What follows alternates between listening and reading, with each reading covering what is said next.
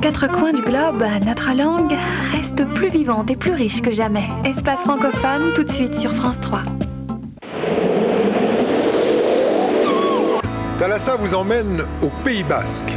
La tradition maritime est ici encore fortement présente de part et d'autre de la frontière franco-espagnole.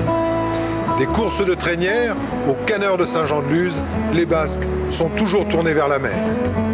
Une région où les surfeurs ont aussi choisi le combat pour des plages propres. Biarritz, Saint-Jean-de-Luz, Saint-Sébastien, vous allez découvrir la côte basque. Escale au Pays Basque, c'est demain à 20h50 en Thalassa.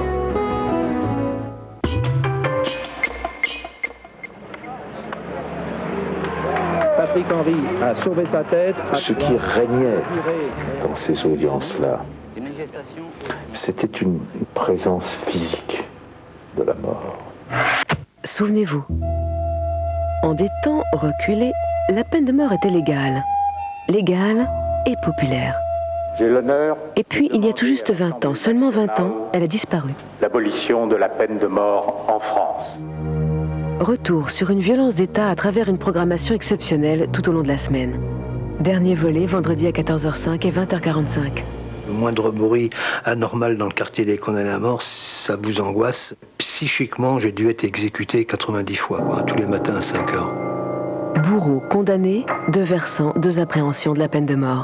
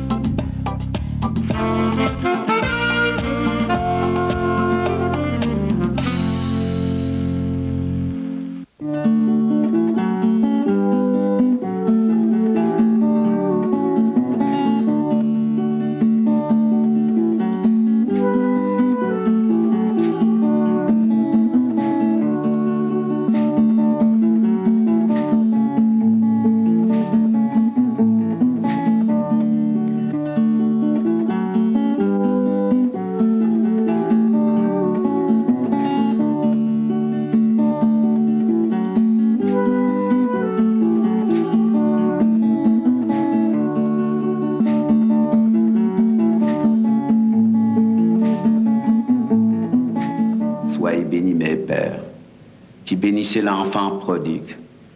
Je veux revoir le gynécée de droite. J'y jouais avec les colombes et avec mes frères, les fils du lion. À de nouveau dormir dans le lit frais de mon enfance. À aborder de nouveau mon sommeil les si chères mains noires et de nouveau le blanc sourire de ma mère. Demain, je reprendrai le chemin de l'Europe, chemin de l'ambassade, dans le regret du pays noir.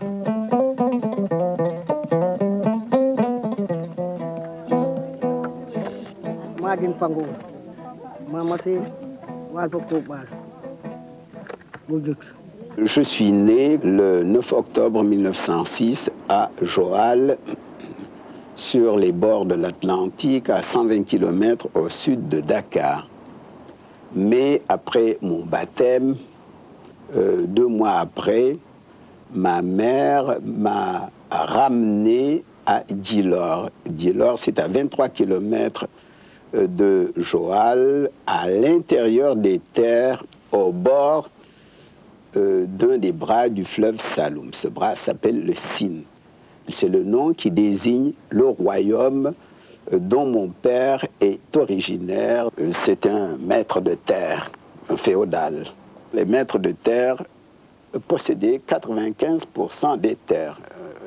Mon père avait plusieurs kilomètres carrés, 1 millier de têtes de bétail, une vingtaine de chevaux, une cinquantaine d'ânes, etc., etc. Ma mère appartenait à une famille de paysans moyens. Le chef de la famille était mon oncle maternel qui avait quelques champs et quelques têtes de bétail. Chez nous, on est de la race de sa mère, on est noble par sa mère et non pas par son père. Et c'est pourquoi j'étais très souvent avec mon oncle maternel. Je l'accompagnais dans ses champs, je l'accompagnais traire ses vaches et j'accompagnais mes petits cousins et qui paissaient les troupeaux. Et alors j'ai vécu vraiment des heures merveilleuses avec ces bergers qui parcouraient la brousse, qui chassaient les oiseaux, et qui couraient derrière les antilopes et qui racontaient des contes merveilleux.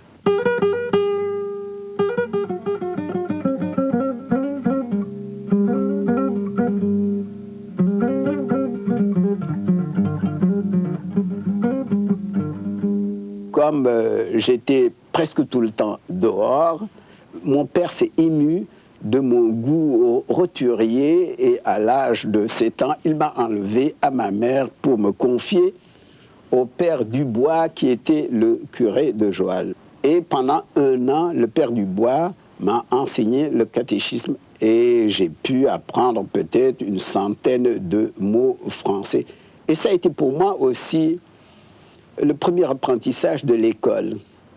En 1914, ça a coïncidé avec le début de la Première Guerre mondiale.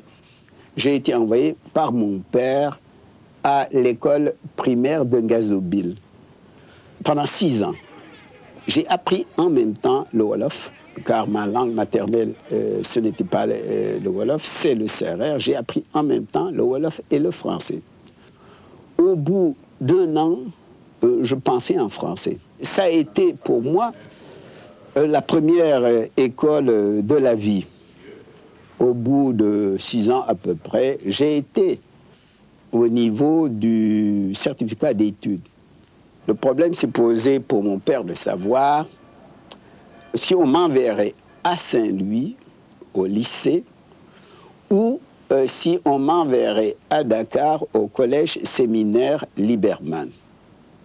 Moi-même, je voulais être prêtre, je voulais entrer au séminaire. Au bout de 2 ans, il m'a permis d'entrer au séminaire. Alors, je suis venu à Dakar, émerveillé, comme un petit paysan de la brousse. Et c'est à Dakar que j'ai reçu la formation la plus solide. La plupart d'entre nous, nous faisions du latin et du grec. Et le père directeur, le père Lalouse, qui était de la Sarthe, insistait sur l'esprit d'organisation et de méthode. Par exemple, dans nos dissertations, on pourchassait le mot pour le mot.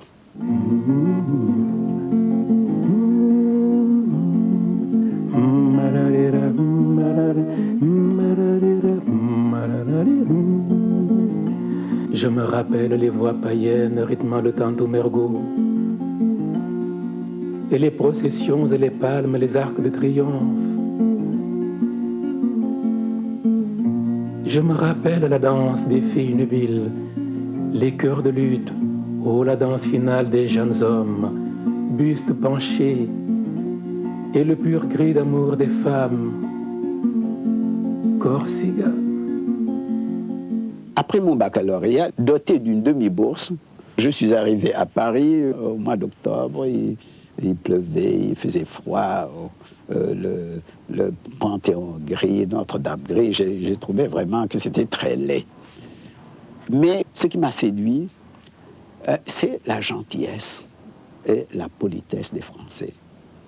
J'ai été dérouté à la Sorbonne. Mon correspondant était Blaise Diagne, député du Sénégal, qui avait les bras longs. Et c'est ainsi que j'ai pu être inscrit en retard au lycée Louis-le-Grand, en Hippocagne. Là encore, j'ai trouvé un modèle d'organisation et de méthode. Et pendant les 3 années où j'ai été au lycée Louis-le-Grand, j'ai appris autant de mes camarades que de mes professeurs. C'est ainsi que je rencontrerai Pompidou et il m'apprendra beaucoup de choses. Ils avaient en commun un goût de la poésie et mon mari lui avait appris à lire les poèmes de Mallarmé, de Baudelaire, avec un certain ton, une sorte de ton monocorde qu'il ne connaissait pas. C'est au lycée Louis-le-Grand que nous nous mettions à rêver. Naturellement, le premier objectif était de passer avec succès le concours de l'agrégation. Ensuite, de faire une thèse de doctorat d'État pour entrer au Collège de France. Vous voyez, nous n'étions pas modestes et nous avions des ambitions, mais ce n'étaient pas des ambitions politiques. Je me souviens de la période de 1945, où c'était pour lui un déchirement, parce qu'il était venu au Sénégal revoir la famille, et il comptait bien repartir en France, parce qu'il avait son poste d'enseignant. Et on l'a pratiquement pris de surprise, on lui a dit, il faut faire de la politique. Et il disait, mais moi, je n'ai pas l'étoffe d'un politicien, ça ne m'intéresse pas. Moi, ce qui m'intéresse, c'est les lettres, c'est l'enseignement. Et il était vraiment malheureux de devoir prendre une décision qui engageait son avenir. C'est au cours de ces vacances que la Fédération socialiste du Sénégal m'a demandé de me présenter au poste de deuxième député du Sénégal. Alors j'ai hésité pendant un mois. Encore une fois, je n'étais pas dépourvu d'ambition, mais mon ambition, donc, c'était d'être en même temps poète et professeur. Pour moi, d'être député, mon Dieu, c'était pas particulièrement glorieux. Senghor, en 1946, quand il est arrivé au début de sa carrière politique, il était venu à Joal-Fadjid.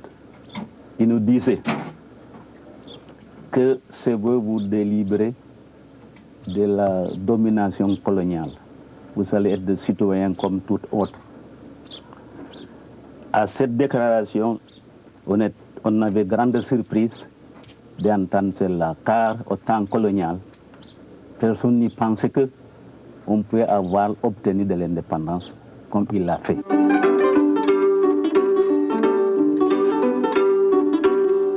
Donc, en 1945, vous savez, j'ai été élu pour la première fois député du deuxième collège de la circonscription Sénégal-Mauritanie. Et nous avons fondé le Bloc démocratique sénégalais qui a subi des avatars et qui a fini par être l'Union progressiste sénégalaise.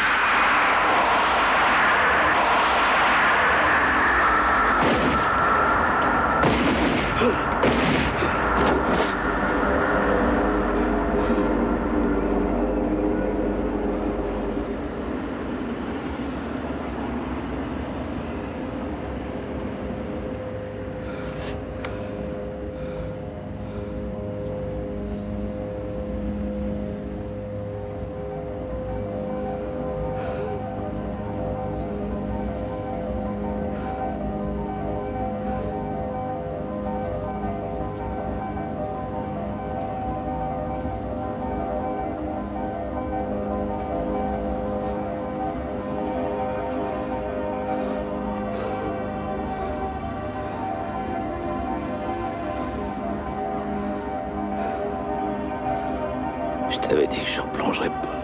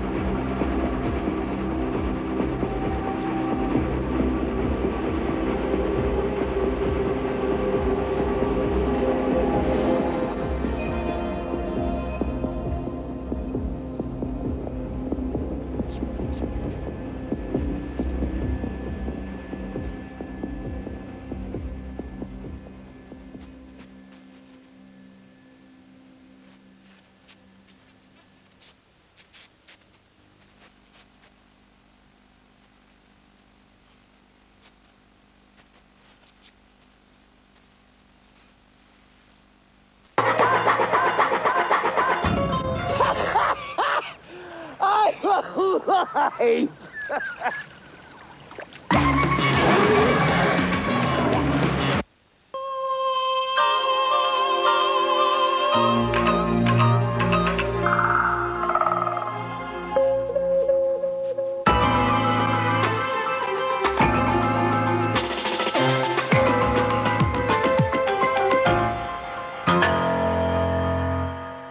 Bonsoir, beaucoup de vent cette nuit, il sévit déjà en Bretagne et affectera la quasi-totalité du pays en cours de journée. Le Centre d'information routière conseille la plus grande prudence aux automobilistes. Le 1er janvier, c'est parti, comme d'habitude, on a fêté ça dans la joie, la nuit dernière, les rires, le champagne et les embrassades. Cela dit, certains se sont divertis autrement, la nuit dernière, notamment à Strasbourg. Malgré les renforts de police, 53 voitures incendiées par des centaines de jeunes gens. Marie-Christine Lux. La fourrière de Strasbourg, c'est là que s'entassent les carcasses d'une partie des voitures brûlées la nuit dernière. Ce couple vient reconnaître la voiture de leur gendre qui a brûlé dans les rues de Cronenbourg et s'interroge. Pourquoi ? Tout d'abord, une chose d'inquiétude, d'inquiétude pour l'avenir, parce qu'on ne sait pas où ça va s'arrêter. Surtout un irrespect du bien d'autrui. Dans le quartier de Haute-Pierre, le hall d'un gymnase a été soufflé par l'explosion d'un engin artisanal. Certains familiers du lieu sont amers. À mon avis, c'est de la provoque, c'est tout. Dans les rues, le calme est revenu et les promeneurs découvrent les dégâts de la nuit du réveillon, comme cet abribus, un des 32 détruits au cours de la nuit. De 18h30 hier à 5h30 du matin, les pompiers et les CRS sont allés d'incendie en incendie, essuyant parfois des jets de projectiles. 2 CRS ont été légèrement blessés. Mais il n'y a pas eu d'affrontement direct. Pour les autorités, cette nuit a été la pire depuis 1994, une flambée de violence qui est l'œuvre de 300 jeunes casseurs âgés de 10 à 20 ans. 12 ont été interpellés, la plupart sont des mineurs. La région parisienne a également connu son lot de voitures en feu, notamment en Seine-Saint-Denis, en Essonne et dans les Yvelines, mais pas de heurts notables entre incendiaires et forces de l'ordre. Les chômeurs, encore des occupations de locaux d'Acédic ou autres dans une dizaine de villes, intensification des actions en perspective pour les jours à venir. À noter un sondage au CSA Le Parisien, 47% des Français attendraient une baisse significative du chômage en 98. L'étranger, avec 98 qui a mal commencé en Irlande, un attentat commis dans un bar catholique de Belfast a été revendiqué par des membres de la force des volontaires lualéistes et qui se disent déterminés à poursuivre leurs actions. L'arrivée, près d'Otrante, en Italie, d'un bateau battant pavillon panaméen avec à son bord 386 candidats à l'immigration clandestine, pour la plupart d'origine kurde, des passagers qui ont été évacués.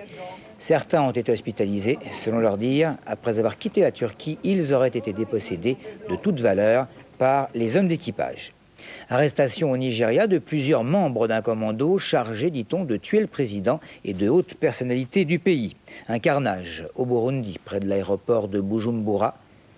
Au moins 132 morts à la suite d'une attaque de rebelles. Des affrontements ethniques qui se multiplient. En Israël, David Lévy manifestait il y a quelques heures son intention de démissionner. Le ministre des Affaires étrangères n'est pas d'accord avec le Premier ministre à propos du budget de l'État. Le chef du gouvernement reporte donc ce soir le vote de son budget pour convaincre David Lévy de ne pas démissionner.